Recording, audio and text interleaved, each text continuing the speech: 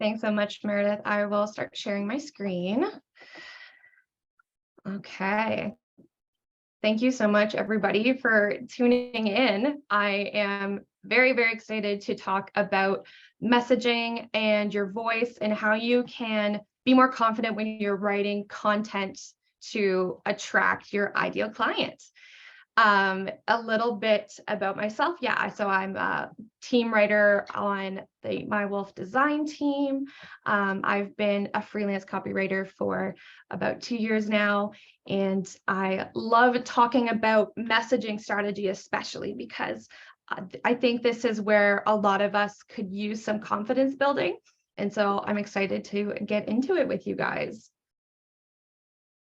So overall, what we want to cover today are the elements of your branding that make up the important pieces for success of your marketing puzzle. And some of that is your messaging. And there's a quote that goes around a lot, but research does say that the average person needs to see a message 7 times before they are persuaded to take action. So when we're looking at that, that means that we need to be both repetitive and we need to be consistent. So if you're contradicting yourself from one piece of content to the next, your audience could get confused instead of persuaded, which we do not want, right? We also want to consider how can we create consistency that is engaging for our audience, but also lines up with the visual branding we already have. So we're not writing in a really formal tone, maybe when our brand is full of bright, playful colors.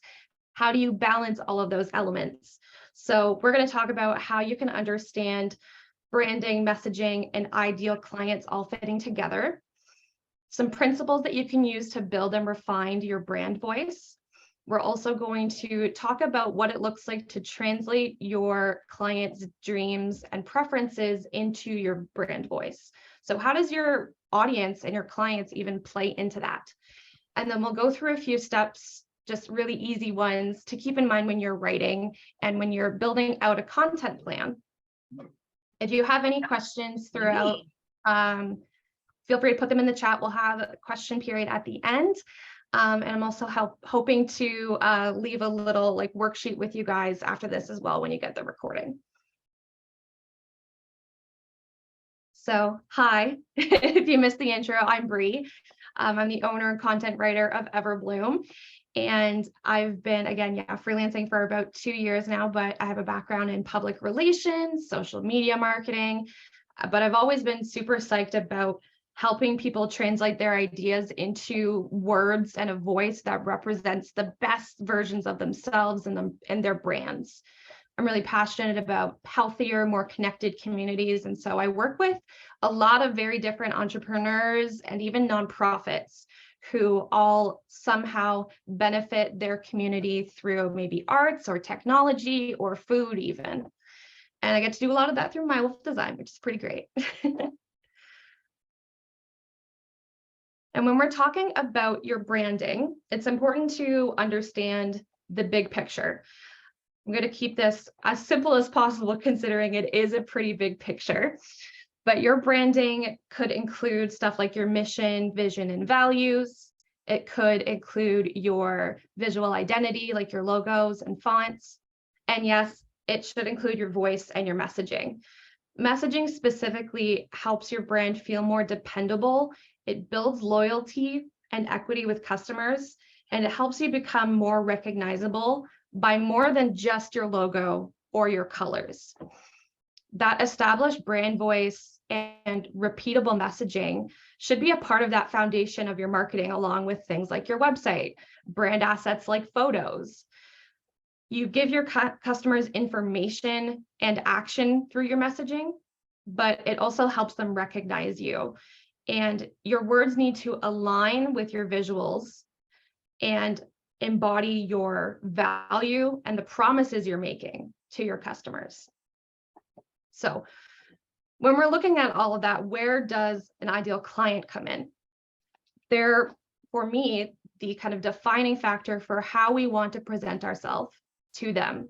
We always want to be the kind of best version of our business in our clients' eyes, or in our case, their ears, because we're talking about our voice. So when we're looking at ideal clients, your voice and messaging should reflect your values from your business and your business strategy. It should align with your visual identity, like I mentioned. But it also needs to, like, most importantly, align with your client. You want to appeal to their wants, their needs, and preferences. So it's extremely important to understand where your ideal client is coming from when they're introduced to your business. Your voice is basically your brand personified like a human. It represents your personality, so you need to put yourself in your customer's shoes first and foremost. So when we're looking at how we build a voice, you'll see that thinking about your client comes up very frequently in these next steps. If I'm thinking about, a music school, just off the top of my head, because that's the business my fiance runs. But if you own a music school, your ideal client would probably look like, a middle-aged parent who has kids somewhere in the Waterloo region where we live. But we also want to think about, beyond just the demographics, what are their pain points or problems? For example, I think someone who is looking for music lessons for their kids, sometimes it can be expensive. We want to consider, our price point, but also they could be worried about getting a music teacher who is maybe a little bit more formal than their kid needs. So can we position ourselves to provide a service and talk about our service in a way that feels more relatable and more friendly? So we create a voice that directly integrates those client needs and those wants. So let's get into that in a bit more detail. We're kind of like doing that funnel method where we talk very broadly and then we get into a few detailed steps. So when you're trying to describe your voice, you're going to be thinking about adjectives, lots and lots of adjectives. And I mean, a thesaurus is your friend. Don't be afraid to take a look at one and think about words that could describe your brand in more specific and more unique ways. So when you're thinking about describing how your brand should sound, consider only one audience or one ideal client at a time.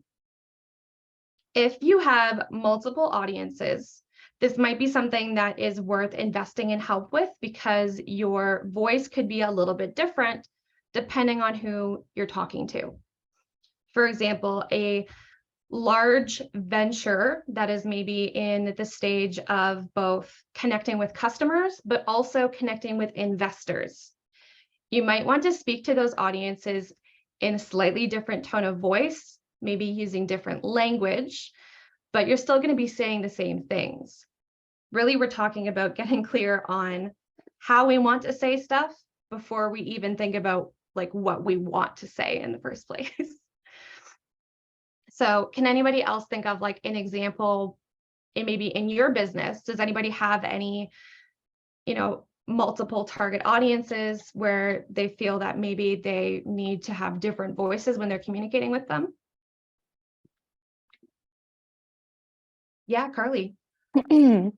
I'm having a little bit of trouble with kind of figuring out what voice to take with my business. Yeah. I'm a registered nurse and I've created what's called an advanced care planning business. So it's a serious topic where we deal with helping people kind of get their life sorted with wills, power of attorneys, quality of life preferences, end of life stuff. Yeah. So it's like delivering a serious message with a light, fresh, palatable voice. And my target market is mothers, middle-aged mothers, 30 to 50.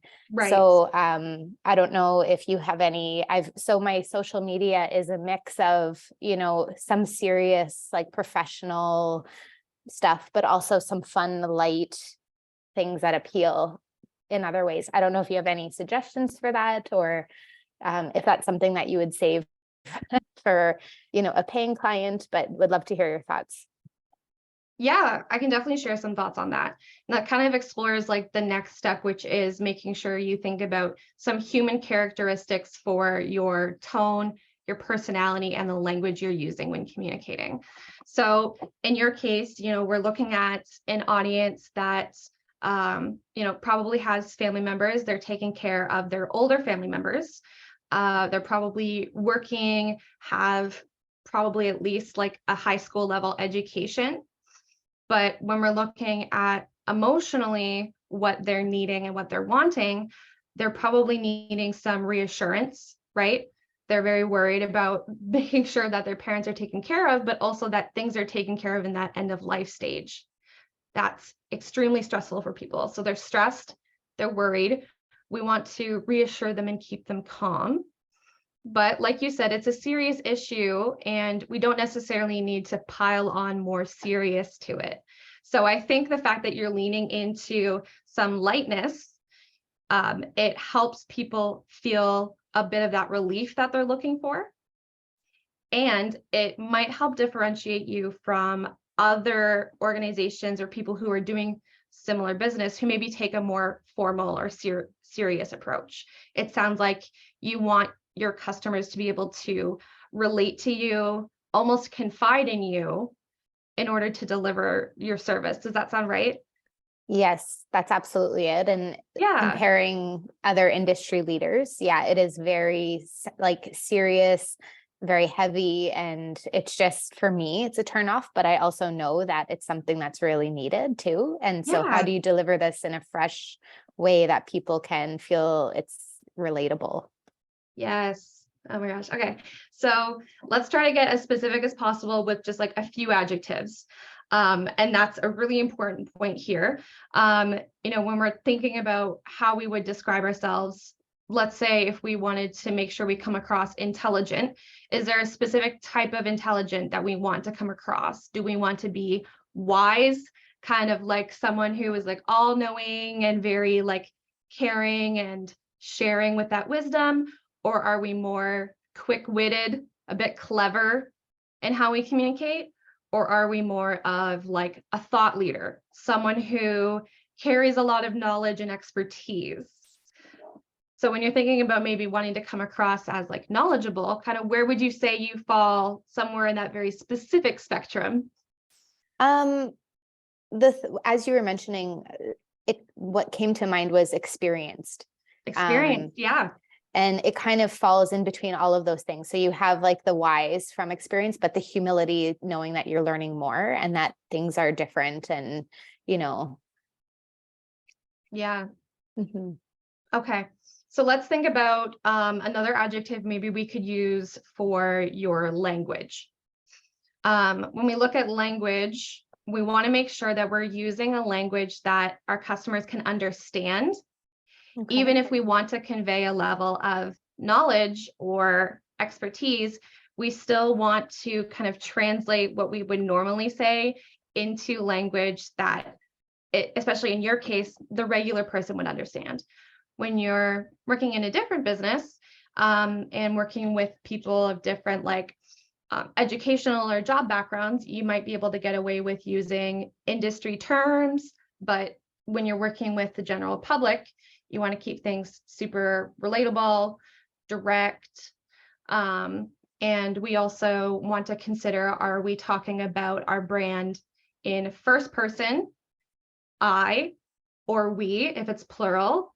So it could be like my business, what I do, or our services, what we do, or in third person, where you would use literally your name, like Carly, in captions and emails, or the full business name a lot of the time.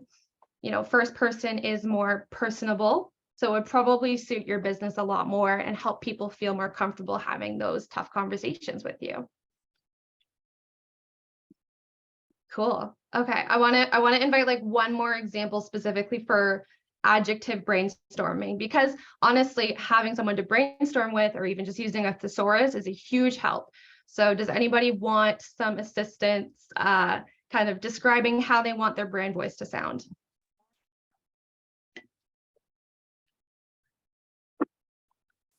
I will volunteer Meredith. All right. There we go. Hi. This is fun because you're helping me with some new copy right now. So. I am. Yeah. So this is just like getting through some examples can help kind of spark all of our creativity and understand a little bit more about how we want to come across. So, Mare, when we're talking about, My Wolf Design, I think that one part of your brand that you want people to understand is that you're all about teaching, right? Mm-hmm. Like we're always sharing knowledge and information with our clients. So how would you describe that, like in maybe your tone of voice? Do you think of like any adjectives off the top of your head? Well, I feel like maybe some other people can relate to this because, and this is why I reached out to you, is because I actually find it very difficult to even do just that step. Yeah. Especially having existed for, I wouldn't say for a very long time, but enough where I've created something a little bit without intention. Yeah. It's sort of just that happens. So I know I'm kind of kiboshing your question a little bit here because I can't quite answer it, but yeah, I think over time these things have kind of happened where I'm like, I really like people to kind of understand the fundamentals of a lot of this, because then I feel like they're more empowered to make better decisions for their business. And I hate seeing people waste money. Right. So, yeah. But I also know we teach, but I'm very direct. Like it's just, this is the way it is. But I'm going to teach you why, Yes. So. Okay. Yeah. I think like, even from how you were explaining the fact that maybe you don't know how to describe it, you did describe it in a lot of words, right? You used words like empowering, helping people understand, being direct. So all of those we can connect to adjectives. So sometimes what can be really helpful is even just like writing down full sentences, free writing how you would describe your brand, and then going back and looking for verbs or adjectives that you use without realizing it. Because that technique works really well with what you just did. Yeah. So I would say like, your tone of voice could be empowering.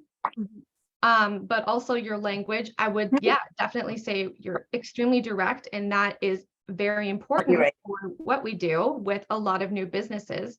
We don't need to overcomplicate stuff. So copywriting, right? So let's use some language that is more direct and especially like brief. Let's keep it short. Let's keep it simple. Yeah, definitely. So when we're talking about our brand voice, it's also helpful to consider something about our purpose, why we're communicating in the first place. So your brand voice purpose is kind of the verbs or actions that represent your brand values in real life. So if your brand values community, you could use ideas like creating connection as part of your purpose in your brand voice. Build community. If you have a value of having like open conversation, discussions, or transparency, you could have a brand purpose like invite ideas, invite conversation. So while your tone, personality, and language, you would use more adjectives, I find that having a brand voice that uses more verbs or action phrases really helps us stay aligned with every piece of writing that we're going to be putting out there to our audience. And we're going to come back to this in another slide.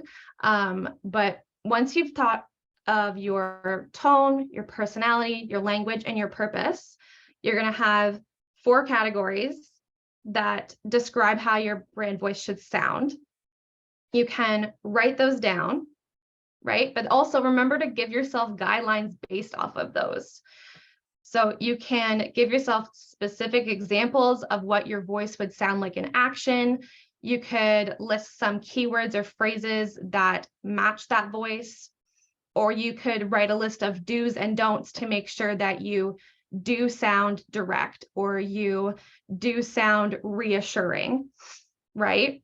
But make sure that once you have written down like some adjectives, even if you only have 3 or 4 overall, that's still so much better than kind of guessing it every single time. Writing those adjectives down and giving yourself a few rules really helps you stay consistent in the future. And that's basically the last principle for your brand voice anyways, is consistency. Showing up consistently with the same voice is what builds that trust, loyalty, and dependability. It helps people easily recognize you from, a social media post to your website. They might see your logo, but it's also really helpful if the content sounds the same. And when they sign up for your email newsletter, when they first get that email from you, if they read it and it doesn't sound the same thing as what they would see on social media, it might be really confusing for them, and they might even unsubscribe. So we want to ensure that from place to place, from communication channel to communication channel, that it's easy to recognize and remember your brand, because that leads to better results. I know we did a lot of examples and we can answer a few more questions at the end, but Meredith, was there any urgent questions in the chat? Are we all good? All good. Cool. Okay. So when I talked about principles, we talked about, keeping in mind your ideal client first and foremost when thinking about your voice. From your ideal client's eyes, what are their wants, their needs, and their preferences? But you can become even more in tune with their goals or their pain points to directly impact how effective your voice is, along with your brand as a whole. So you can integrate your client's dreams into your brand purpose, which we just talked about, following like this example. So you can create a cycle where every piece of your branding, like your mission and your values, for example, reflect what your clients are looking for. So you have your client needs. Maybe your client needs someone who can give them accountability with their money. Maybe that's their pain point. They don't have any accountability with their money. They need that external support. If that's a client need, a value for your business, very easy to translate, is accountability and probably open communication even. When you think about your brand purpose in your voice, you can easily translate those values into whys for why you're communicating in the first place. So you can think to yourself, does this messaging or does this piece of content encourage accountability? Does it improve open communication with my public audience? Does it improve communication with my email list? Does it encourage those open conversations? It offers an opportunity to really align with what your customers are looking for, that maybe they don't even know they're looking for, right? It's a subconscious kind of need or pain point. But when they see content that aligns with that, it really provides them with so much more value. I'm actually going to circle back on this at the end. But is there any really urgent questions about voice at all before we start talking a bit more about actually creating some messaging? There's nothing in the chat, Brea. Cool. Okay. So you may have heard of this before if you've looked into brand strategy at all, but key messages are repetitive messaging that communicates the value you bring. And these are used repeatedly, as is mentioned there, throughout different pieces of content that you might put out publicly. So key messages are usually 1 to 2 sentences each. They're very brief. And they include things like, they don't include all of these things all at once, but a combination of these things, what you do, the results you promise, what makes you unique, the long-term benefit or short-term benefit of using your service or using your product, what those products or services are, the features of them, what makes them the best of the best, but also your customers' kind of final transformation. So a lot of examples that are easily recognizable are more like taglines that we would see. God, I always want to talk about Wendy's specifically, but I remember looking it up one time and Wendy's tagline was totally different than what I remembered it being. It's something about having fresh beef, but those kinds of repeated messages, or even in our taglines, can really help connect your customers to the overall result that they can expect. And so that they feel more clear on what they can expect from you, both in your communication with just publicly, but also what they can expect once they do decide to work with you or buy your product.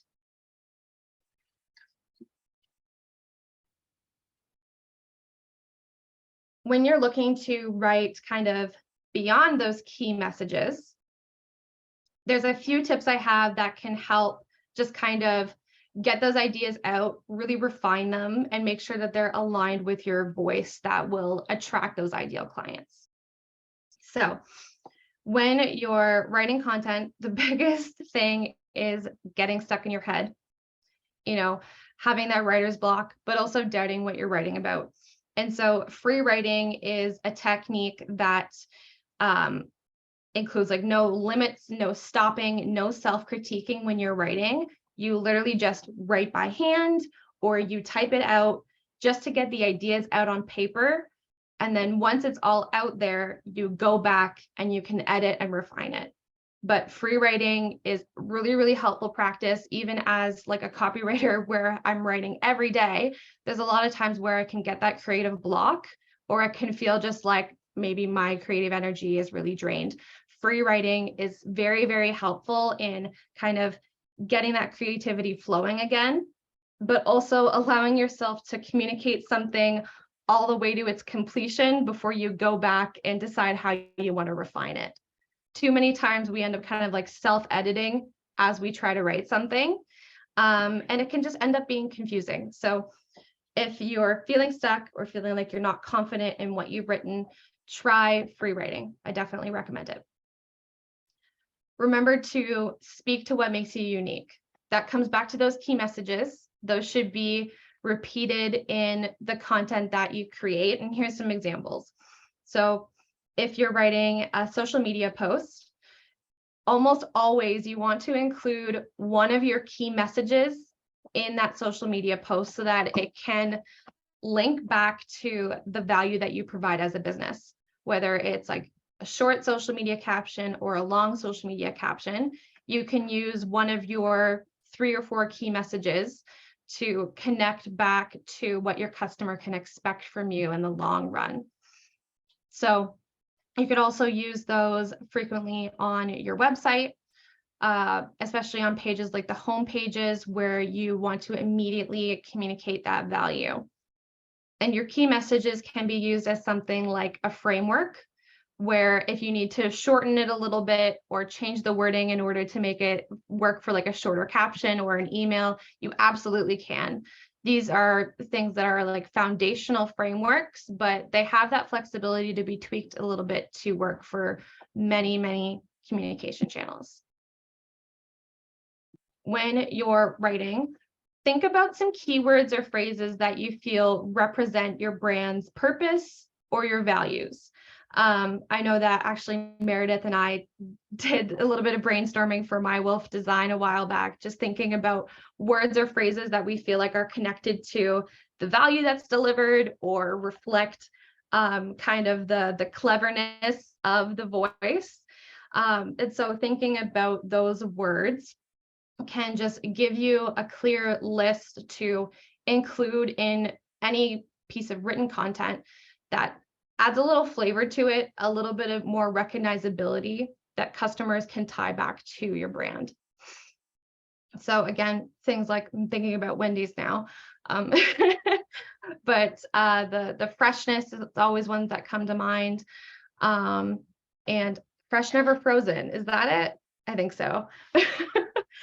So having those little like phrases, even beyond just your tagline, can be a helpful step in having something that connects to the personality of your brand. You could even, if you have a business that is about food or related to food in some way, maybe one of the descriptors for the voice is that it's fresh. It sounds witty, perhaps. You could even use stuff like food puns.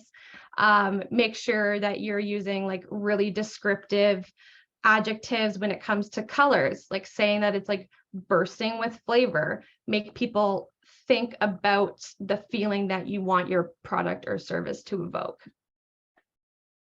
I think that refining your language is something that can be a bit intimidating when we're looking at writing content. But what it really means is just giving yourself some breathing room when writing some messaging. So write your ideas down and come back to them later to edit, because having that little break can give you a fresh perspective. But you also don't have to hesitate to ask for help from people in your network. Just asking for feedback on something that you've written can be extremely, extremely helpful, but also kind of break down that imposter syndrome where we feel like maybe we shouldn't be writing this in the first place and we're not confident about it. Just getting a second opinion can really, really help. And then I think what's easy to forget is that we're all human. So if you're struggling to communicate something, just be personable and human about it. No one's expecting anything perfect. So you can just write your ideas down. And if you feel like maybe it's not being communicated properly, put it out there and see what comes back. Sometimes there's trial and error with this, and it's better to put something out into the world and see how it resonates before overthinking about what should be changed about it. So yeah, remember, we're all just human and we're all consumers too, right? I wanted to come back to creating purposeful content. So when we talked about brand voice, we talked a lot about connecting to your purpose, and having purposeful content as a part of your messaging and your content plan overall can add a lot of value for both your business and your clients. So we looked at how you can connect your client needs to your values and your overall purpose in that cycle. If you're communicating around that purpose consistently, you can continue to connect to those ideal client needs and add some utility to your content, add a level of shareability where they want to share it with others because it is so useful and so engaging, and also adds that relatability because it speaks to the fact that you understand and know their experiences. And that's why you're providing this information and providing that value to fill in the gap. So when you take a look at your brand voice, and maybe you've written down a few things for what your brand voice purpose is, you can use those to inform things like your content pillars for your social media. So if you're looking to come up with ideas about what topics overall you should talk about on social media, use those brand purposes to guide them. Make sure you have content that speaks to that accountability, or that speaks to open communication, like we talked about in that previous example. You can use it for ideas for email marketing, making sure that you're addressing client needs, but also knowledge gaps in what they know about your business. And it can also help you identify gaps in your content overall, maybe even on your website, where you could add some more content to really address a client need and ensure that your overall online presence is really connecting to your brand's purpose at its core. When the content is connected to your purpose, it creates a clear alignment that you're fulfilling that gap that we mentioned. And when you're providing useful information, it increases the chance that it could be shared by what I like to call brand champions. So these are the folks that are really familiar with your brand, they love it, and they share your stuff on social media all the time. They talk you up to their friends. So when you share purposeful content, it gives them something to share with other potential ideal clients. And it really leverages the network of great clients you've already worked with to continue to grow your audience. So purposeful content can be a really big difference maker in reaching the right people and also persuading them to connect with you. Does anybody have any questions about kind of like what brand purpose could look like in content specifically?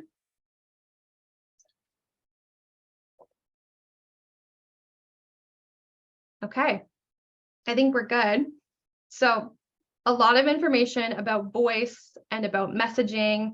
And these are really just kind of the basics, but we have lots of time to go over any questions or more examples that you guys might have.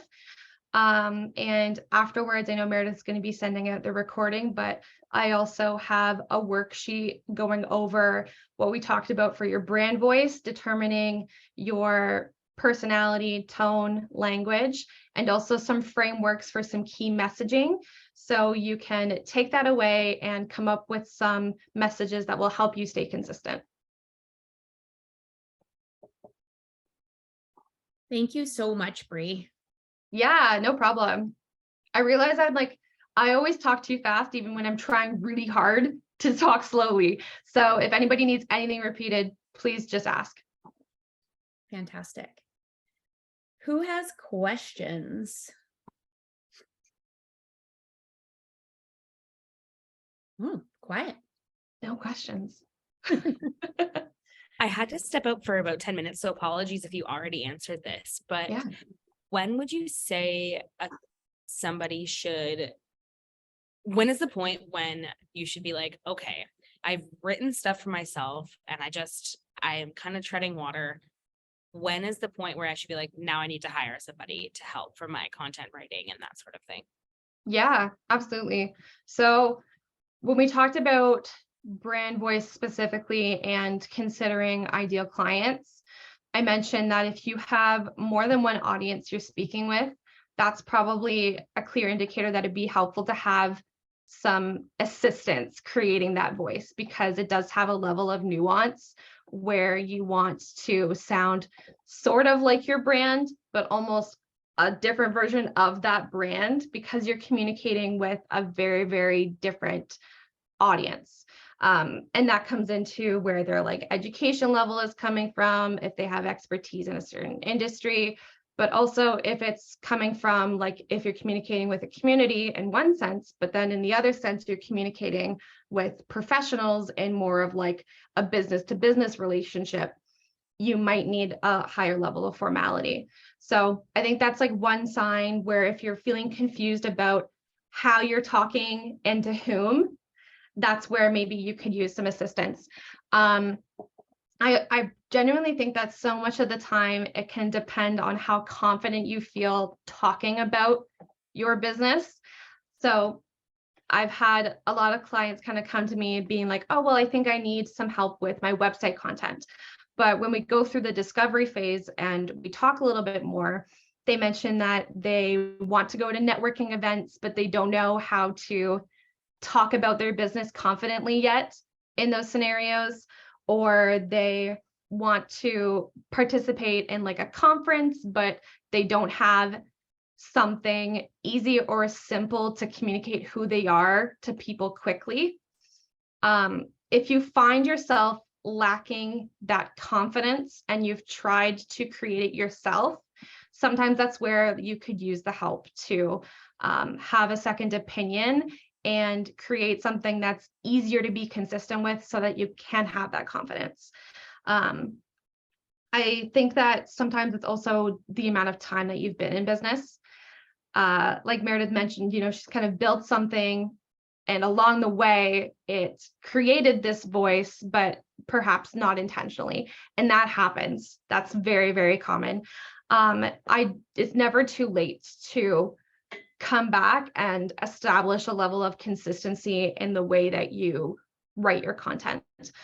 So if you've been in business for a few years and you're putting some communications out there, but maybe you're realizing that you're struggling to say things the same way every time in your social media and your emails, that's probably a good time to like get in touch with a copywriter and just ask for like a discovery call to kind of diagnose where you're at and see if a strategy might be helpful at that time. Thanks, Brea. We have thanks, Kate. So wondering what you think about the use of chat GTP. Yes. The copywriting AI, everybody's talking about it. Yeah, I think it is very, very helpful to kind of generate ideas and some rough writing. I think that artificial intelligence still has a long ways to go to still be able to communicate the same level of expression and kind of like humanness in its content. And there's a lot of articles from copywriters out there actually like saying, this is how you can identify if something was written by AI, because it does use formulas and frameworks, kind of just like plugging stuff in and spitting it out. I think they're super, super helpful when you need to get some ideas or just generate a higher word count for something. Like if you're trying to write a blog post and you just want to beef up the content, but you're not really sure what to say, I think it really helps with like that writer's block. But it's kind of like a part of the process. I wouldn't say it's accurate enough to like write a well-researched article or accurate information for something that someone was looking up online. It's still making errors that way. But I think that it definitely has a place in helping with that kind of creative block or that writer's block. And you can take that and use that as like rough notes for some content that you want to write, right? Like that saves you some time, it saves you some money, and it allows you to integrate your voice into it after the ideas have already been kind of laid out for you, right? So yeah, I don't think it'll be replacing copywriters anytime soon. I'm still feeling pretty confident, but I think that, yeah, it still misses some of that human element and like the ability to play off of emotional appeals, especially. It relies a little bit more on some of those like logical appeals. And when it tries the emotional appeals, it can sound pretty cheesy sometimes. So yeah, it's a great place to help with ideas, but it always needs that human element added after. Thanks, Brea. Yeah, I hope that answers that question. Allison asked, how do you keep your brand voice consistent? But I know you kind of touched on this with Kate's question. Allison, did you want Brea to elaborate more on that? We'll give her a sec there. Yeah.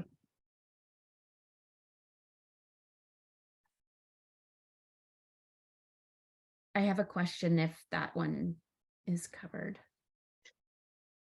Okay, I'll ask my question and we'll wait for Allison. Okay. There. So in my world, I see a lot of people that have websites, old websites where they did the copy, and it's a situation in where they think the copy is phenomenal and it's not. So what would you say, how how could somebody kind of self-diagnose copy so that you could say, hey, here are the things you need, if you can check these off, then you know what, you're right, this is great copy. Because that's a really hard conversation to have, obviously. Right. Yeah. If there was some kind of way, like, a checklist to be like, hey, you know what, like, can you answer this or something like that? And I don't know if I'm putting you on the spot here, but I think that would be really helpful, because I do find a lot of people do their own copy and it's not doing them justice. Yeah. So it's like a yes, and it depends. So for every piece of content, depending on the channel that is being shared on, whether it's a website or an email or a blog, you're looking for different things. But there definitely are checklists. And I'm glad you asked this, because this is something I've been working on, is actually like creating some checklists that you can use to ensure that your blog posts hit all the marks, that your website content is hitting all the marks. I think for website content specifically, a lot of the things are around ensuring that there are clear actions to take. Like every piece of content should have a clear action for your customer to be taking. And you can communicate that by saying like, sign up here to get this, or you can communicate it in more of like a value-based way where you're like, sign up to change your life. That's really vague, but having those clear actions in website copy is important, because that copy is there to get someone from point A to point B. So are there enough clear actions, and are the actions contradicting each other? So are there too many actions to take where it becomes confusing for which action should the customer take next to work with you? Another one that I have seen come up is repeating the same kind of appeal on every single page without mentioning any new information. So if your homepage and your about page are sharing the same kind of persuasive hook or the same appeal to the customer, and they're not introducing anything new, then that means your customer is going from one place to another, but they're not learning what they were hoping to learn. So are there places where content is repeating itself without leading anywhere? And another one is around that tone, mostly, is being able to identify if from maybe one paragraph to the next, does this change in tone? Does this change in language? Are we going from really formal to really friendly?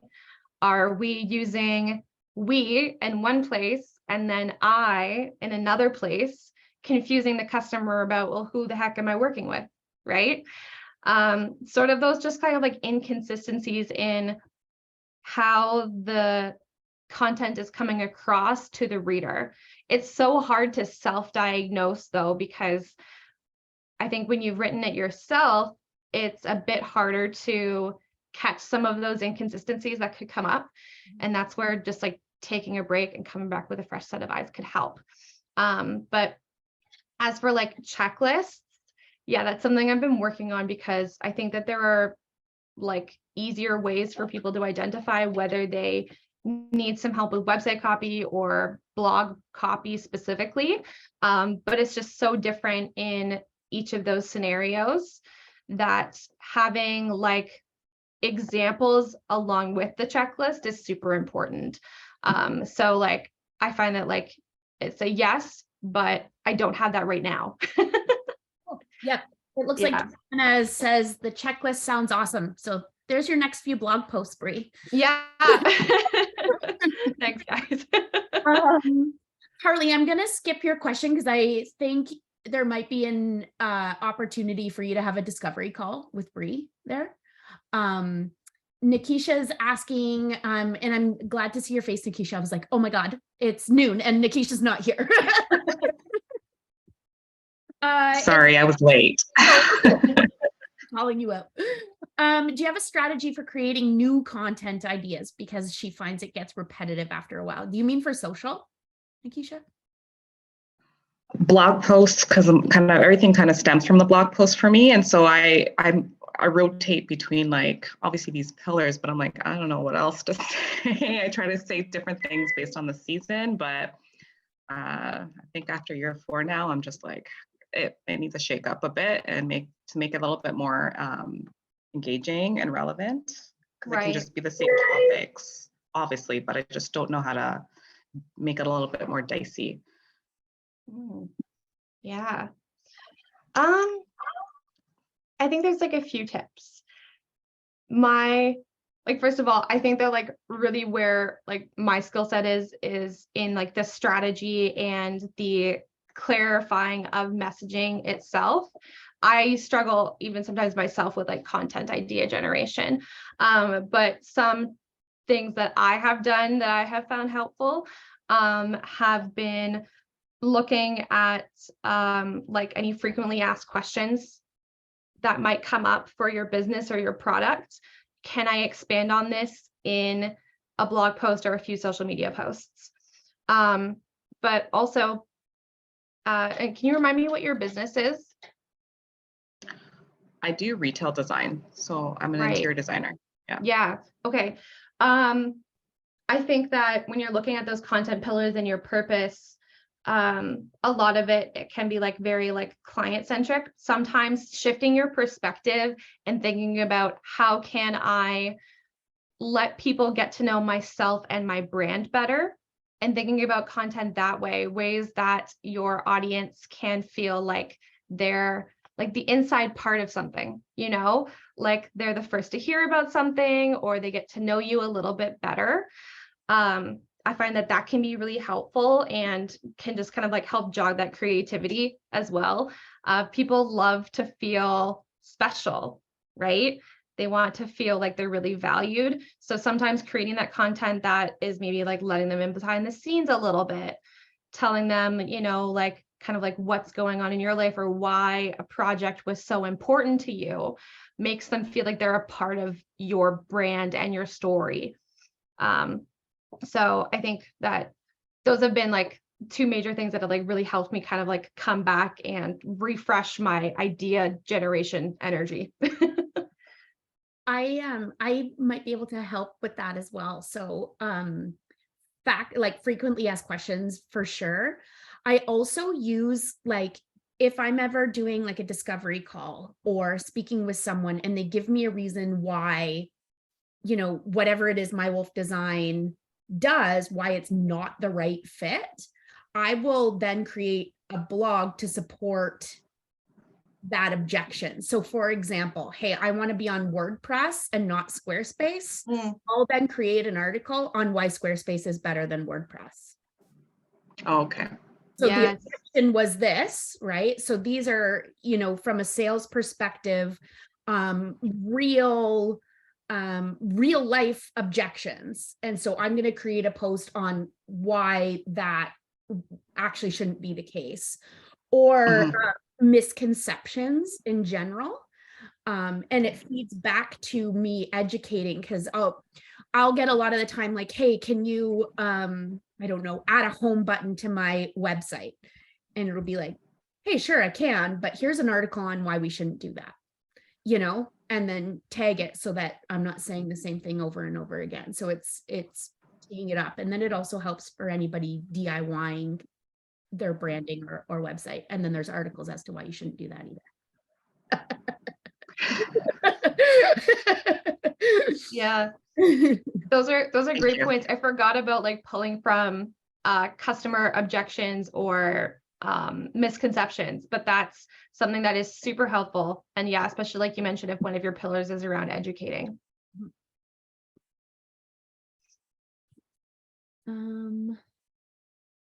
Perfect. And I'll put Brea's website in the wrap up too. I got that. If services, you can keep an ongoing list of questions people ask in meetings, then use this list to generate content. Yeah. Yeah. I wasn't sure. Mark. Oh, pardon? We're approaching our 1 hour mark here. Yeah, I wasn't sure if Allison wanted a bit more clarity on like staying consistent. So I wanted to come back to these like key principles for your brand voice, really like writing down those adjectives for how you would describe it, being as specific as you can, and writing down additional rules that help you put those adjectives into place can be what really helps with consistency. If that's something that you're still struggling with, that is where I can like really come and help you, because part of my services includes a messaging strategy where, you know, we can talk about your voice specifically and understand, you know, how you want to sound, maybe just translating what's in your head into adjectives is a bit of a barrier, and that happens. So if that's something that, you know, you would really like support with, you can definitely get in touch with me. I'd be happy to help. And the worksheet that I'll be sharing with Meredith also touches on this a little bit. It just puts these principles into action so you can get clear on that brand voice and have like a document to kind of remind you to stay consistent. Awesome. Allison says thank you. You're welcome. Well, thank you so much, Brea. This is really, really great. And I have a page and a half of notes. So Oh my God. Thank you so much for having me. Of course. Yes. And I'll send out the replay so everyone can look over this again, and send out the worksheet and Brea's presentation specifically too. So, and I'll include her contact information. Okay. Thanks for joining, everyone. We'll see you next month. Thank you, everybody. Appreciate it. Have a good Wednesday.